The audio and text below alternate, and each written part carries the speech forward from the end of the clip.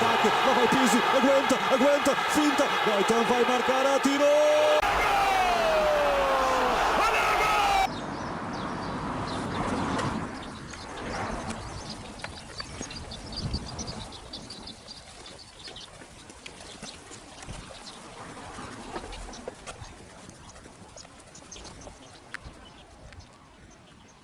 Cześć, jestem dzisiaj w Porto. Za mną znajduje się szkółka Hernani Gonçalves, a na wasze pytania odpowie słynny Rui Pacheco. Zapraszam do oglądania. Estamos na escola Hernani Gonçalves, bom dia. E estamos com o Mr. Rui Pacheco.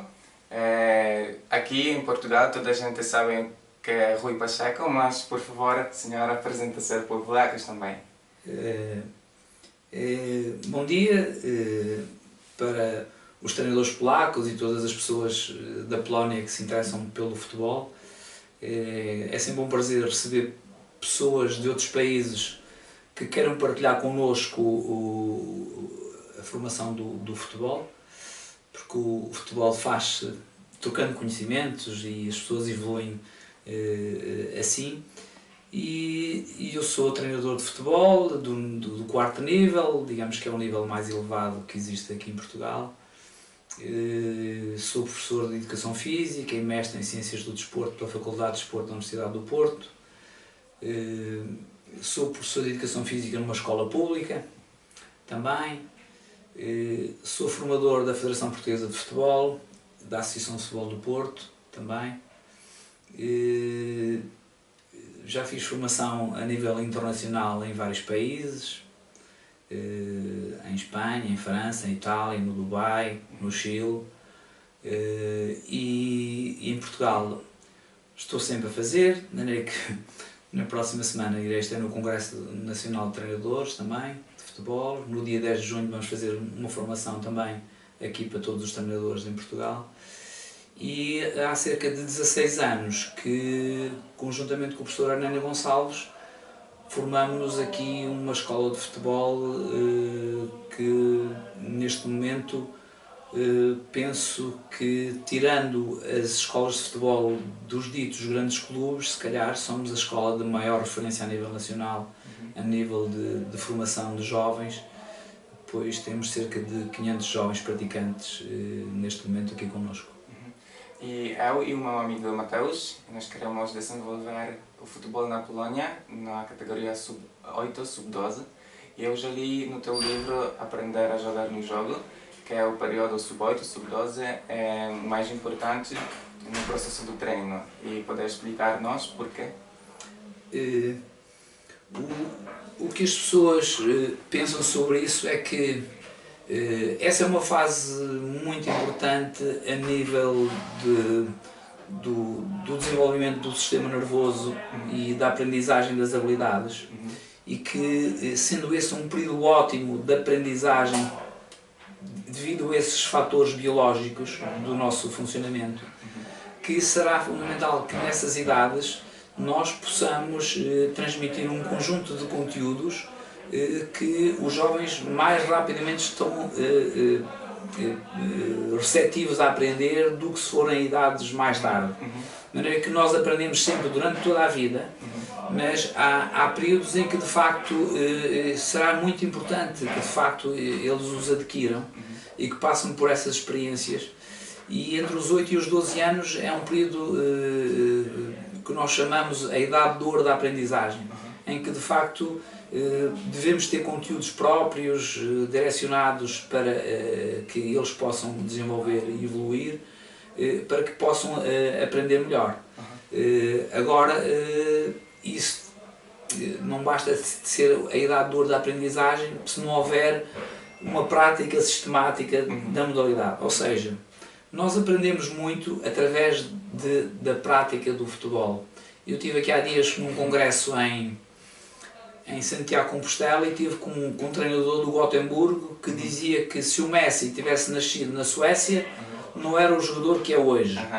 Porquê? Porque quando ele era mais pequeno passava muitas horas a jogar futebol na Argentina, na rua, porque tinha sol, tinha bom clima e aprendeu muito. De maneira que essa idade de ouro da aprendizagem é importante nessa idade, mas desde que seja associada há um número de horas de prática constante de futebol.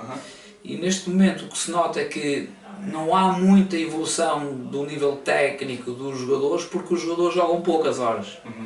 E isso é um fator muito importante, porque há aí alguma teoria que aponta muito para que um jogador, para chegar ao topo, ao mais alto nível, tem que ter pelo menos cerca de 10.000 horas de prática desportiva de futebol ou de outra modalidade. E se isso acontecer e começar desde muito cedo, com certeza que vai ser muito mais forte essa aprendizagem entre os 8 e os 12 anos, que nós achamos muito importante em termos da apreensão dos conhecimentos dos jogadores. E nós falamos muito agora em Polónia sobre princípios táticos no jogo. Queremos desenvolver e pensa que ensinar a criança durante este período é importante, princípios táticos. Começa a ser importante também, porque não basta ser só, de facto, as habilidades técnicas, que nesta idade devem ter um peso maior, mas aos poucos começar a aprender as situações táticas do jogo. Nós temos uma ideia aqui que estamos a desenvolver, que nos está a parecer muito interessante, que é a situação de jogar com os miúdos de 7 anos, 4 contra 4 com guarda-redes avançado. E então, o que é que isso acontece? Quando a bola entra no guarda-redes, a primeira coisa que ele faz é conduzir a bola a atacar o espaço. E a equipa contrária, que joga com 4, o guarda-redes deles vai para a baliza. E nós estamos a jogar 4, e depois a outra equipa tem 3 e o guarda-redes atrás. O que é que acontece? Este jogador, quando sai em condução de bola, está a cumprir o primeiro princípio tático do jogo, que é ganhar espaço. E então, eles com 7 anos já começam a perceber o que é isto de ganhar espaço, numa situação muito simples. Claro que nós não nos vamos dizer que isto é o princípio da penetração, não é? Porque isto é um termo técnico para os treinadores. Quer dizer, normalmente, se tens espaço, ataca ao espaço. E temos tido alguma vantagem, porque há aqui alguns treinadores portugueses, isto vem de outras modalidades do basquetebol, que se diz que nestas primeiras fases de aprendizagem devemos ensinar o jogo em superioridade numérica. Ou seja, não jogar 3 contra 3 com defesa individual. O que nós estamos a utilizar muito é a situação do guarda-redes avançado. Equipas constituídas por 3 jogadores, posicionados um em cada corredor quando atacam e 1-2 quando defendem.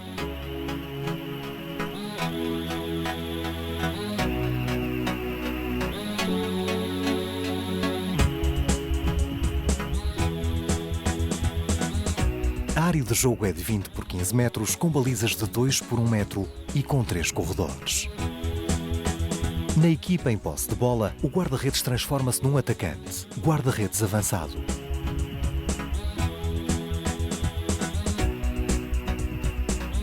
Os outros jogadores da equipa atacante devem posicionar-se nas laterais, de modo a se manterem afastados do portador da bola, evitando a aglomeração, criando espaços para situações de finalização.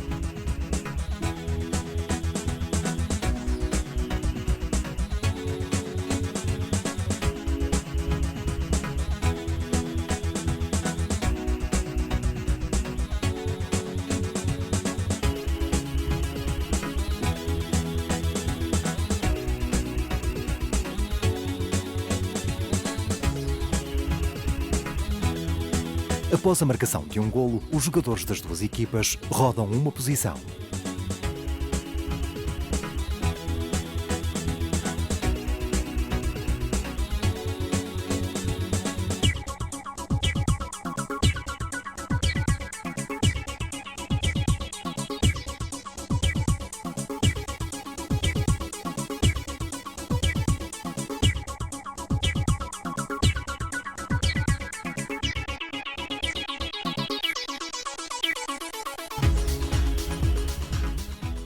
Não sei se vês futsal, quando as equipas estão a perder, muitas vezes, fazem que o guarda-redes avance e crie superioridade numérica para poder jogar. Isto porquê? Porque os miúdos, quando são muito pequeninos, têm uma fraca relação com a bola e quando jogam 1 contra 1, geralmente perdem a bola. E quando nós estamos a jogar 4 contra 3, temos sempre uma linha de passe a mais disponível para poder jogar e eles vão tendo mais êxito e vão aprendendo melhor o jogo. De maneira que tentamos que os aspectos técnicos que tenham uma predominância maior nestas idades mais baixas, mas que os princípios táticos do jogo estejam sempre presentes. E o que nós fazemos muitas vezes, jogos muito pequenos, de 1 contra 1, de 2 contra 1, do 3 contra 2, até o 4 contra 4.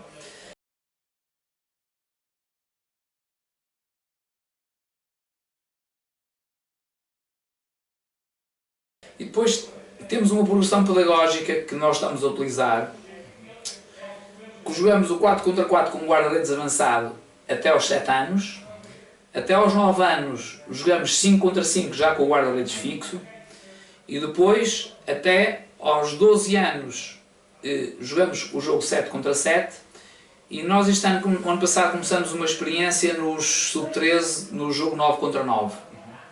E a partir dos sub-14 jogamos 11 contra 11. De maneira que estamos a utilizar alguma progressão pedagógica nesse sentido, para que de facto eles possam chegar mais tarde a jogar melhor o jogo a 11. No entanto, há alguns países que neste momento estão a fazer só o jogo a 4, depois passar o jogo a 5, depois o jogo a 8 e depois o jogo a 11. Ou seja, o futebol de 9 não aparecer, nem o futebol de 7 e aparecer o jogo a 8. E é capaz também de ser uma ideia muito interessante. Nós temos tido uma experiência interessante sobre o futebol de 9, porque quando passávamos do futebol de 7 para o futebol de 11, era uma diferença muito grande para os miúdos, em termos do espaço, do número de jogadores. E o ano passado começámos com essa experiência e melhoramos muito. Quando os miúdos passaram do futebol de 9 para o futebol de 11, a adaptação ao espaço, as funções, foi muito mais rápida e eles mais rapidamente começaram a jogar melhor o jogo. Duas equipas constituídas por 5 jogadores com posicionamento em losango, ou seja, um guarda-redes, um defesa, 2 alas e um avançado. A área de jogo é de 40 por 25 metros, com balizas de 4 por 2 metros.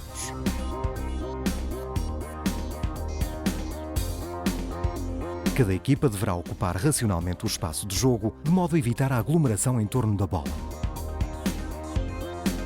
A equipa que ataca deve posicionar-se de modo a que os seus jogadores se mantenham afastados em relação ao portador da bola. A equipa que defende deverá aproximar os seus jogadores, fechando o corredor central e defendendo a sua baliza.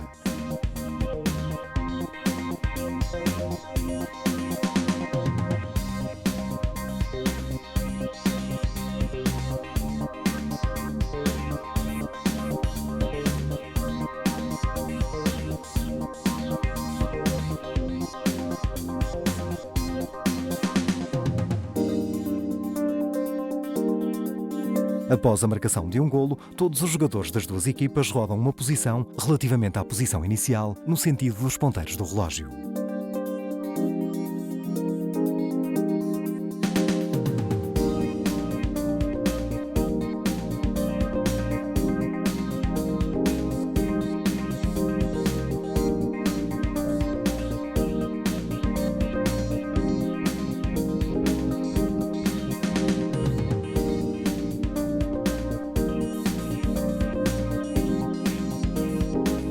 Quando eu tentei procurar o teu nome no Google, no internet, eu procurei a sentença. Entendo que os miúdos, categoria sub-13, não são preparados o suficiente para jogar no futebol 11. Sim, sim. E porquê? Porquê? Porque o jogo 11 é um jogo muito complexo, que exige de facto grandes distâncias e que eles ainda estão numa fase de aprender a jogar futebol. E então, os jogos mais pequenos permitem-lhes o quê? Uma relação muito mais próxima com os colegas, tocarem muito mais vezes na bola e estarem muito mais perto daquilo que nós chamamos o centro do jogo.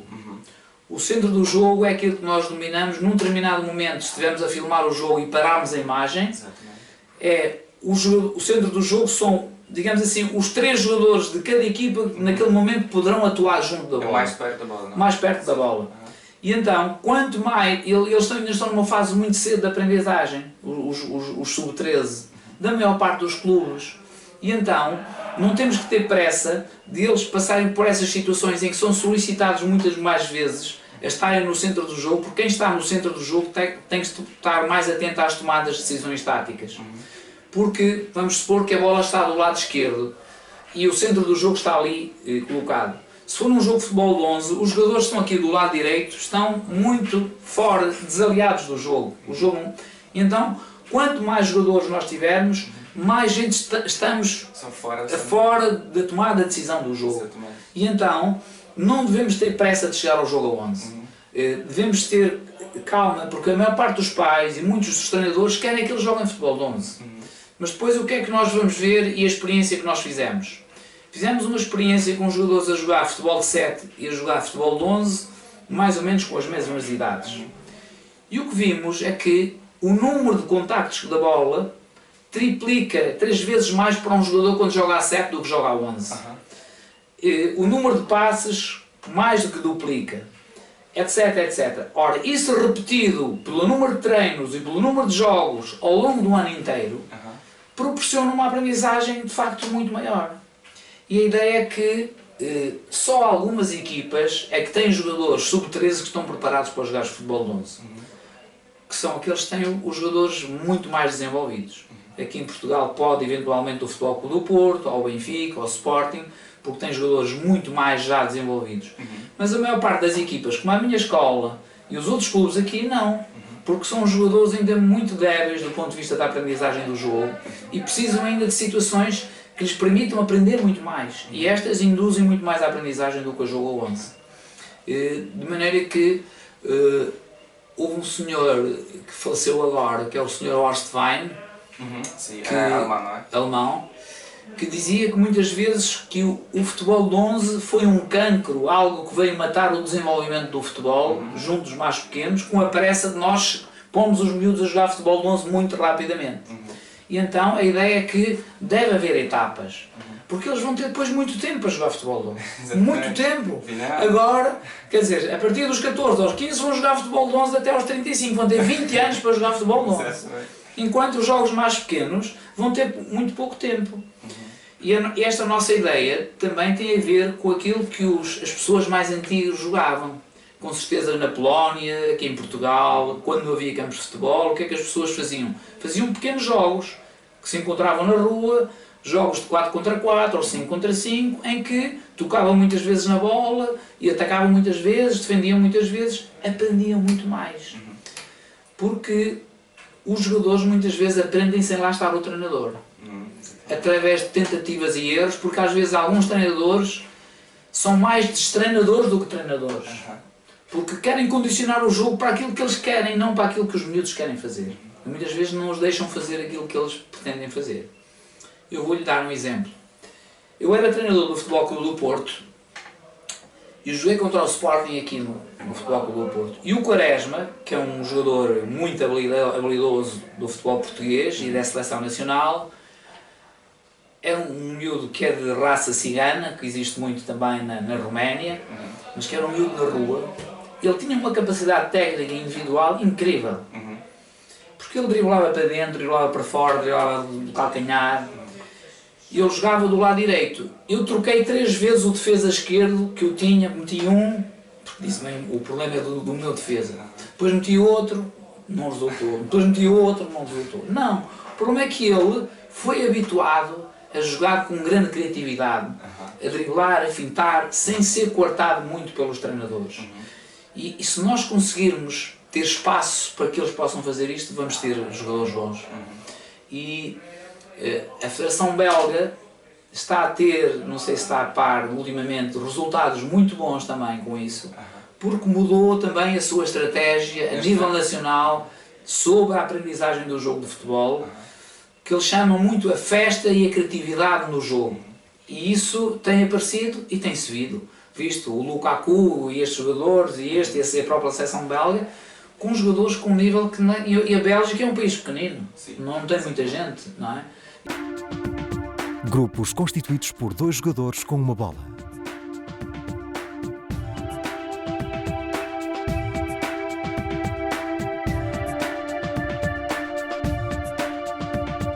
O espaço de jogo é de 16 por 10 metros, com 2 balizas de 2 metros e com 2 áreas de 4 metros.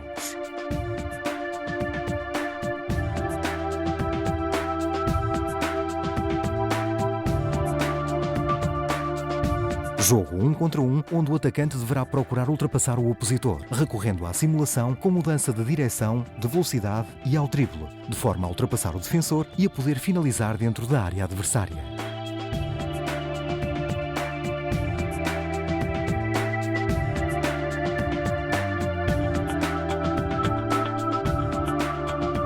Sempre que o atacante tiver espaço disponível, deverá progredir para a baliza e finalizar.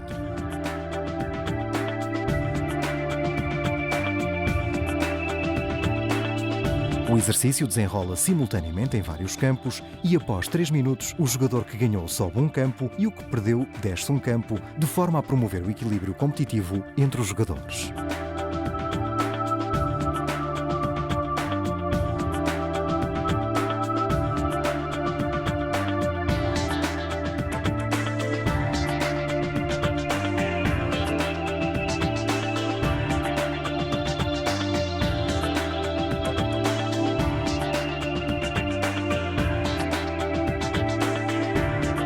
Vence o jogador que, no final de um determinado período de tempo, vencer o jogo no campo de um nível mais elevado.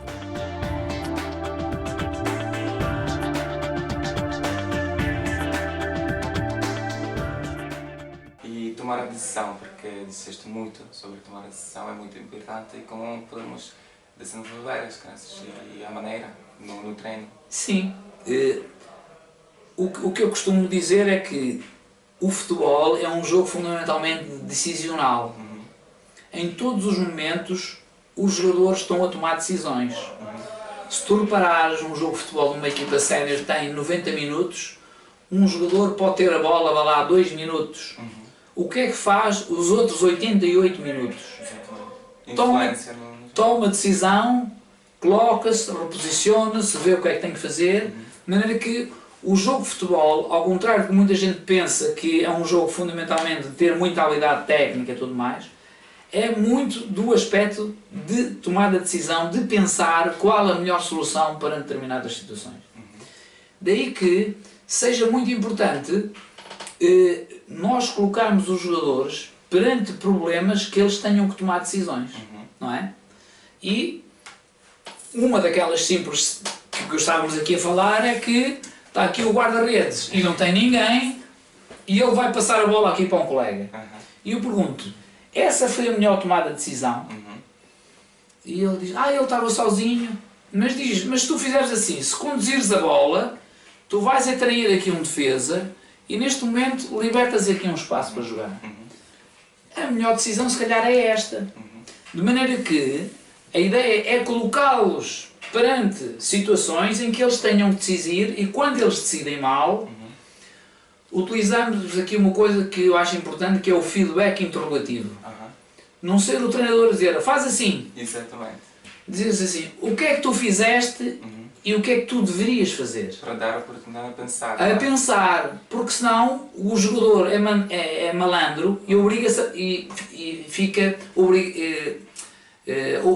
habitua-se a que seja o treinador a pensar e não ele. E é muito importante que seja ele a pensar. Ele é que tem que pensar.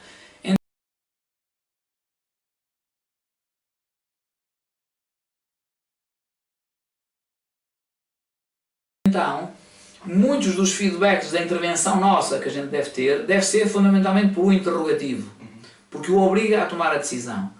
Então, nesta decisão, tu, o que é que fizeste, porquê é que passaste a bola? Então aí nós vamos ajudá-lo. Não, atraías o jogador e depois podíamos criar ali uma linha de passe. Então nós, como treinadores, temos de criar ambientes de treino em que os obrigue a que os jogadores tomem uma decisão. Outra situação, agora em termos defensivos. Vamos supor que temos aqui 2 atacantes e temos aqui um defensor. E a ideia é que estes jogadores vão tentar marcar golo aqui numa baliza. E este jogador, este tem a bola, ele saiu aqui rápido, ele tocou e ele marcou o golo. E nós perguntamos, a melhor decisão foi essa? E ele diz, ele tinha a bola, pois, mas tinha a bola, mas tu, ao saíres aqui, ele isolou e deu logo ali a bola. Então, perante uma situação de 2 contra 1, tu não tens que sair nem àquele nem àquele. Tens que ficar numa posição intermédia que te permita que se ele vier tu saias, se ele der ali tu saias e não saias ali para que ele possa isolar. Então, esta situação o que é? É tomada de decisão. Porque isto acontece 50 vezes depois no jogo.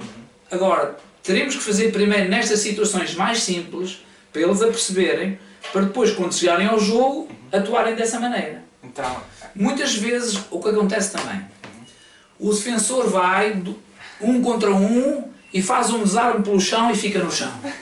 E o outro vai e marca golo. E nós perguntamos assim, quando tu és o último defensor, deves desarmar pelo chão e ficar no chão? É que o outro ficou em pé e depois ainda passou. É que se tu ficasses em pé, mesmo que ele passasse por ti, tu ainda podias ir outra vez atrás dele. E se ficas no chão, acabou, porque ele já ganhou vantagem. exatamente. Então, temos aqui 2 ou 3 exemplos em que a tomada de decisão é importante para a minha atuação depois no jogo. Porque a ideia é nós estamos a fazer isto em situações simples para que depois haja o transfer para o jogo grande que está a acontecer quando são 7 contra 7 ou 6 contra 6, porque o grande jogo faz-se de pequenos jogos, não é? Nós quando pararmos a imagem muitas vezes está a acontecer 2 contra 1. Sim. 11-11 é parte do 3 contra 4. Exatamente, exatamente. E então, se eles conseguirem aprender nestes pequenos jogos, quando chegarem ao jogo 11, jogam muito bem. O professor Carlos Queiroz, só para dizer isto, dizia uma coisa assim, quem se conseguir jogar muito bem 3 contra 3, está preparado para fazer um jogo grande. Em termos de tomar a decisão, em termos de posicionamento, em termos do que ele tem para fazer, porque estes 3 contra 3 têm quase tudo o que o jogo grande tem. Não é? Então, fundamentalmente nestes princípios táticos do jogo, da tomada de decisão, que para mim o aspecto da tática às vezes as pessoas associam muito aos sistemas de jogo. E aquilo que eu defendo é que a tática tem a ver com a melhor tomada de decisão perante aquilo que está a acontecer no jogo. Isso é que é a tática. Disse que o feedback para as crianças é importante durante o treino. A maneira como falar com elas e o que é falar com elas. O feedback é importante, desde não seja sistemático, porque e o feedback tem que ser específico. Ou seja, há treinadores que são muito maus, estão sempre a falar, querem conduzir o jogo, o miúdo tem a bola e joga atrás, joga à direita, joga à esquerda. Quem está a tomar as decisões é o treinador, não é o jogador. E quando é pequeno ele se habitua a isso, quando chegar a um estádio maior com mais barulho e quando lhe vai faltar a voz do dono, que é o treinador, ele não vai saber o que fazer. Então, é muito importante que os jogadores tenham autonomia o que fazer. O treinador deve-lhes dar alguns caminhos, alguns princípios, mas depois eles devem, por eles próprios, atuar. Agora, quando é que devemos parar o treino? Quando o erro é muito grave e que se está a repetir várias vezes. Então aí diz, para, o que é que está a acontecer? Isto, então, e o que é que deverias fazer? Assim, então vamos tentar fazer assim. E vamos repetir. Por exemplo, eu continuo a treinar futebol e os meninos mais pequenos. E então, dar aqui um exemplo básico, nós jogamos no futebol de 7 só com 2 alas e um defesa central. E quando uma das coisas que nós pretendemos para mudar a direção do jogo é quando a bola vem deste jogador para este jogador, em vez de ficar aqui, deve ganhar espaço e ir embora.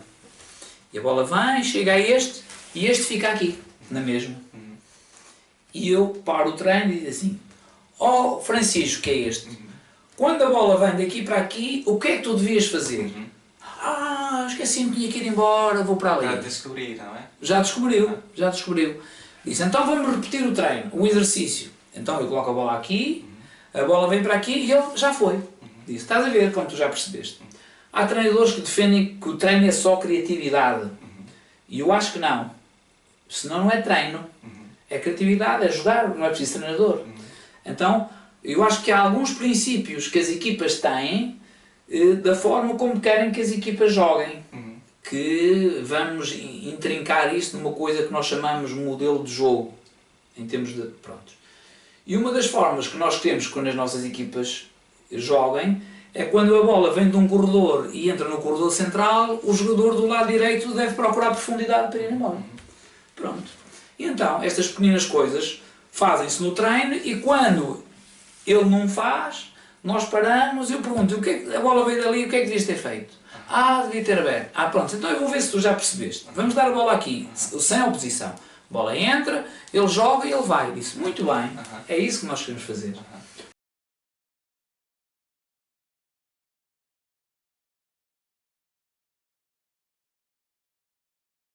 Pronto. E então, isto da tomada de decisão e dos princípios tem a ver um bocadinho com os problemas que nós colocamos, porque o verdadeiro treino faz-se no campo de jogo. Há muitos treinadores que perdem demasiado tempo a falar no balneário com os jogadores na palestra. Demasiado tempo. Mas não durante o exercício. Sim. O que eu acho é que os meninos têm muito pouco tempo de concentração e não podemos falar durante muito tempo com ele. O mais importante é no treino. E o que eu digo sempre é que devemos associar, quando vamos introduzir um exercício pela primeira vez, a explicação verbal com a demonstração. Vamos supor que eu tenho um exercício que vou fazer a primeira vez, que tenho 6 crianças, ou 9 crianças, 12 crianças, tenho 12, e é a primeira vez. O que é que eu faço? 6 estão aqui a ver o exercício, e 3 eu estou a explicar e estes estão a demonstrar. Assim, assim, assim, assim. Depois, já percebemos, então agora vamos fazer todos. Ok, agora voltamos à conversa porque nós tivemos o feedback da França e falamos sobre o feedback, não é? Sim, pois, e eu gostava a dizer é que na explicação dos exercícios não basta só dizer e falar com os miúdos e dizer, olha, vamos fazer assim, assim, assim, assim. É muito importante estar no terreno, primeiro ter um grupo que eu estou a explicar e eles estão a demonstrar para ver e depois para os outros todos fazerem. Porque ganha-se muito com isso. Porque há uma palavra que diz que, um provérbio, que uma imagem vale mais do que 1000 palavras. E nós visionando as coisas percebemos muito mais rapidamente do que só falar. Então quando vamos introduzir os exercícios, nós explicamos desta forma. Pomos um grupo que está a demonstrar e os outros grupos a ver como é que se percebe, como é que se faz o exercício. Mas isto é quando o exercício é feito pela primeira vez. Agora, se já fizemos o exercício muitas vezes, não é preciso estar a fazer isto porque eles já o conhecem, não é? Agora, quando estamos a introduzir pela primeira vez esta situação, isto é importante. E o feedback não pode ser sempre constante, porque senão também perde o efeito. O feedback deve ser feito num determinado momento em que vemos que de facto está a acontecer uma situação errada determinadas vezes, ser fundamentalmente interrogativo e específico do jogo. Porque muitas vezes há um jogador de futebol vai ajustar a baliza, ajustou e a bola foi por cima. E o treinador diz, estouraste mal, foi para fora. Isso o jogador também sabe, que ele estou mal e foi para fora. E o que ele precisa de saber é porque que estou mal, não é? É porque se calhar não estava bem enquadrado, é porque se calhar tinha o pé de apoio muito atrás, ou porque se calhar estava muito mal posicionado. Isso, o que nós precisamos dizer aos jogadores é isso. Porque o que está mal e foi para fora, toda a gente sabe e ele também sabe. Por isso é que o feedback deve ser específico sobre aquilo que deve fazer. Não fizeste isto, mas deverias fazer fundamentalmente assim. Primeiro o interrogativo. Pois muitas vezes os jogadores não chegam lá, tem que ser, o prescritivo é nós prescrevermos, dizermos como. Daí que estes dois feedbacks, no meu ponto de vista, são muito importantes. Aquilo que nós chamamos o feedback interrogativo, questionar, perguntar, e o prescritivo é dizer como fazer. E sentido, e fundamentalmente, ser no sentido positivo. E por ti, a maneira, quando nós ensinamos a criança, por exemplo, o passe ou, por exemplo, o comportamento tático no jogo, quais feedback é mais importante? Porque nós podemos dizer a parte interna é mais grande e podemos fazer com qualidade, ou podemos também usar outra parte do pé. E por nós, como treinadores, é mais importante falar o objetivo para ser eficaz, ou o que fazer para passar eficaz? É assim, nós devemos ter aí dois aspectos. Para mim o futebol é a eficácia. Futebol, basquetebol, handball, etc. Mas há alguns princípios que nós devemos ensinar que poderemos ter mais êxito se fizermos de uma forma do que outra. De maneira que fazer o passo com a face interna do pé, a probabilidade de ter êxito é maior do que se fizeres com a parte externa do pé. De maneira que preferencialmente deves fazer com a parte interna do pé. Mas se fizeres com a parte externa do pé e a bola chegar lá, ótimo. Ótimo. Exatamente. De maneira que, quando ensinamos o passe, devemos dizer que esta é mais eficaz, mas também devemos ensinar a outra.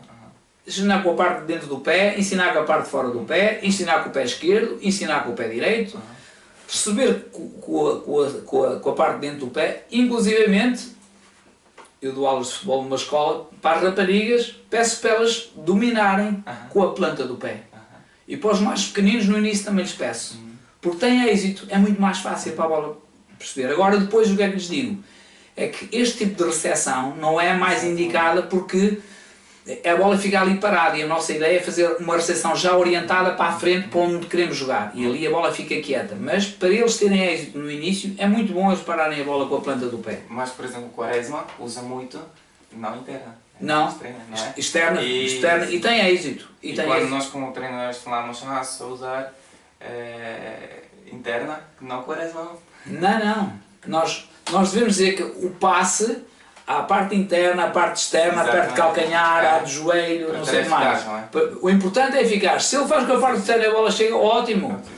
É como tu vais marcar um penalti à panenca.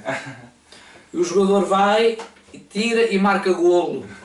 E tu vais dizer, não é assim que se faz. Porquê? Não, mas o objetivo foi marcar golo. Exatamente. Não é? De maneira que o que nós dizemos é que há formas que nos parecem mais eficazes, mas que se o jogador deve ter a criatividade de utilizar outras formas e se com essas formas utilizarem e tiverem êxito, muito bem. Nós no basquetebol também ensinamos que devemos segurar a bola por aqui, o cotovelo virado para o cesto e tal, não sei o quê. E há uns que fazem assim e não metem uma bola. E há outros que vão assim todos de lado e metem lá as bolas todas. E eu digo assim, mas então o que é que interessa? É isto assim, do lado? Não. O que interessa é a eficácia. A eficácia do gesto. De maneira que devemos ensinar várias formas e eles as escolherem. Agora, se eu jogar de fora e tiver êxito, ótimo, é isso que eu quero. É isso que eu quero porque o futebol não é, digamos assim, aquela parte estética que tem o valor, como na ginástica, que é muito bonito ser assim. Não, o futebol fundamentalmente, claro que eu gosto do futebol bonito, mas o futebol fundamentalmente é eficácia. E pergunta última, se é importante ganhar o conhecimento também do outro país.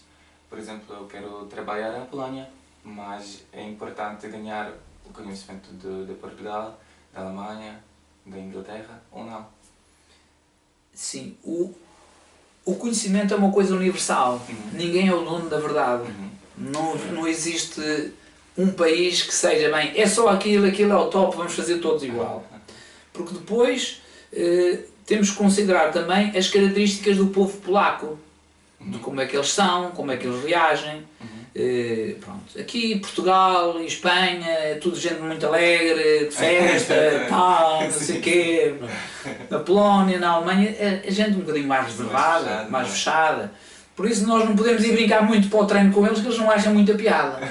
Enquanto se for aqui, boa treinador, vamos isto e tal. De maneira que é importante essas ideias, mas depois tem que haver uma adaptação àquilo que nós, país onde nós estamos. Mas o conhecimento faz-se disto. E eu vou-te dar um exemplo. Nós temos aqui um cantor português, que é o Rui Veloso, que diz assim: eu faço muitas canções, mas elas não vêm todas de mim. Eu ouço um bocado de blues, ouço um bocado de música pop, ouço um bocado de não sei o quê, e depois tiro um bocadinho delas e junto e faço a minha música. Quer dizer que o conhecimento é feito um bocado disto, daquilo que aquele país faz e que eu acho que é interessante, e que eu posso adaptar, o que aquele país faz, faço e é interessante, e depois adapto aqui à minha realidade e conseguir isso, se calhar vou ter êxito. Porque a gente tem que aproveitar aquilo que há de bom nos outros lados. Não é copiar por copiar, mas a ideia é boa, disse não, vamos tentar fazer isto, não é? O êxito do Guardiola em Espanha fez com que muitas equipas começassem a jogar de outra forma também, não é?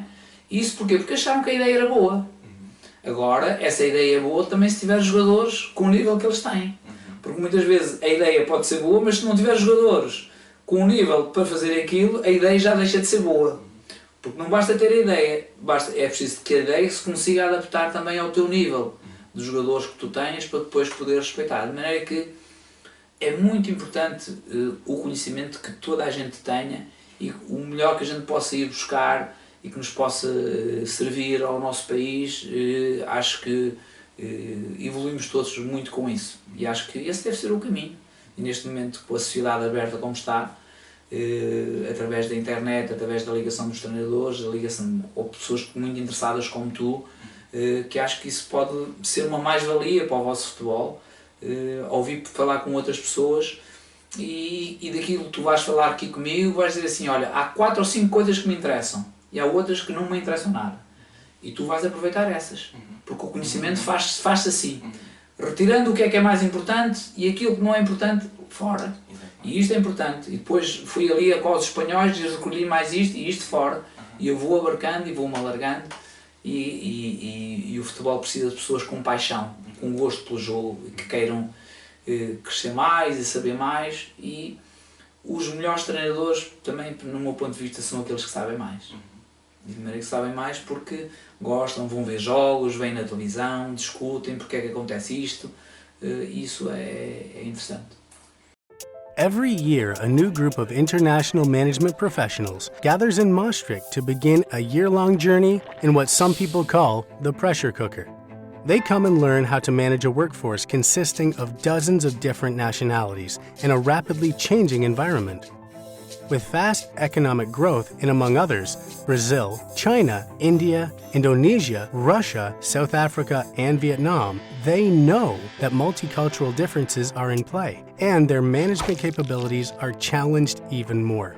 So with the rules always changing, customers growing more sophisticated every day, and the continuing demand for more variety and quality, they know that an effective MBA is an international MBA about change. Maastricht School of Management. Maastricht is a city in the Netherlands located on the River Maas that has been a trading route for over 20 centuries, and it's very close to Brussels, the European center of business and politics. Studying here has been like a marathon. It gives you that satisfaction that you achieved something you dreamed of. In our internationally accredited MBA, we teach our students not only how to successfully manage companies in a fast-changing environment, but also how to continue learning and how to develop their own efficiency at the same time. In our aspiration to share our multidisciplinary teaching methodology and flexible programs, we partner with educational institutions across the globe. So we offer postgraduate education in countries all over the world, and we have internationally acclaimed experts teaching in Maastricht. I'm doing the MSM Centrum MBA in Peru. You can feel part of the MSM family, even though you're not physically studying here in Maastricht. The strength of our MBA comes from our extensive research work and continued involvement in international projects. And we wouldn't be the same without our vast network of partners and alumni. After graduating from my MBA, I decided to stay at MSM and continue with my doctoral studies. Thanks to the MSM mentorship program, I was offered a job even before the graduation itself. After a year later, I got a permanent job position in the company. And now, after I get back to my job, I'll understand other people's perspective, not just mine. We believe that as they learn about the world at MSM, our students learn more about themselves. Ultimately, this will give them and their organizations the edge in business and life. Maastricht School of Management, located in Europe, present in the world. E muito obrigado obrigado, senhor, para o teu tempo, para a tua Nada. ajuda. Pronto, leva uma oferta da Escola de Futebol Ana Gonçalves, um DVD sobre aprender a jogar no jogo. Tem aqui alguns exercícios, 70 situações de exercícios de treino, que algumas, se vocês acharem interessantes, podem tentar aproveitar, ver se são úteis. Isto já foi feito em 2009, tem 7 anos, foi feito com os nossos miúdos aqui e pode ser que seja alguma ideia que seja interessante e se eu contribuir a alguma coisa para o desenvolvimento do vosso futebol já fico contente também. Ok. E nós vamos apresentar este CD, este DVD, no nosso blog, no nosso sítio, mas se queres saber mais, vai assistir os nossos vídeos e muito obrigado pela tua atenção. Ok, bom dia, muito obrigado. Muito bem.